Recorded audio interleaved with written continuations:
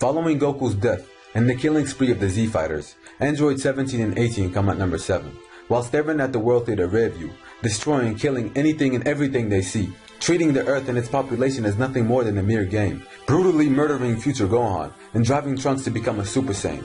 The androids had the power to do it all. With no one to rise to the challenge, planet Earth was theirs for the taking. Holding the title of being one of the 12 gods of destruction, Bills takes number 6. With only a prophecy to go on, Bills awoke from a slumber to meet a Saiyan god, for the sole purpose of having a good fight. Having a good fight. He's a calm and collective dude for the most part, until something sparks his anger, which usually ends up with a shit snapping, and gets going on a destroy the planet mission.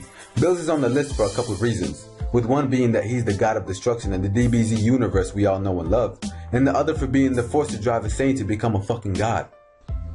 Being the single most destructive and reckless entity to come across the universe, number 5 comes to be Majin Buu, laying waste to the Kais, playing games with the Z Fighters and destroying the entire human population, with nothing but pure evil in his vision. Buu was on a mission to wreak havoc and destroy everything, and by all means he could have actually achieved it with his freakish strength and the skill to absorb his opponents and gaining their power. Yeah, one can only imagine what he could do. After dragging what seemed to be an endless battle with the Z Fighters and destruction for many years, Majin Buu met his end at the hands of Goku.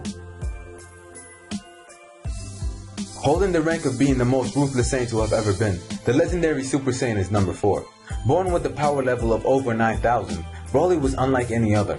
After being stabbed and thrown away like a piece of trash when he was an infant, he came back with so much more. Enraged was just the mere thought of Goku. He wanted nothing less than to rip his fucking head off.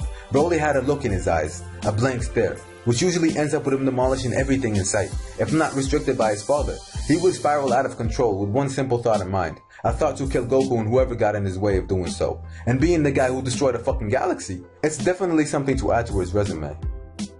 When you put all the Z Fighters' DNA together, you get number 3, Cell. After hatching to an imperfect form, he began the ruthless hunting to absorb Android 17 and 18 to achieve his perfection. Being the villain that outclassed even a full-powered Super Saiyan with his strength and speed, his perfection was nothing short of perfect. After toying with the Z Fighters and just straight up embarrassing them, Cell was unmatched. And with the power to even make Goku give up, it just goes to show that Cell was not a game. Until he pushes Gohan to his limits and unleashes the power of the Super Saiyan 2. Only then is when he got handled. But even after that, Cell rose from the ashes to kill Trunks before his final goodbye. The once ruler of the galaxy, my number 2 is Frieza. He literally had the galaxy in the palm of his hands, being the strongest and the most feared in his time, with that if you don't do as I say you're dead mentality. Yeah, total badass. He was destroyer of planets, of races, most notably the Saiyans. Frieza had his own galactic army under his command, and big talk with a scrawny voice, but nonetheless, he could back up his talk too. But all in all, that's not why he stands out. He's the guy that drove Vegeta's hatred for so long, the reason why Goku became a Super Saiyan, which eventually led to his defeat. Yes, you might have guessed it, my number 1 villain is Vegeta. From the moment Vegeta was revealed to us, we knew we were witnessing a legend amongst the anime villains. After being humiliated by Goku time and time again, Vegeta looked like he was going into a world of depression. But he came back and fought through all of that to become a Super Saiyan to maintain his pride.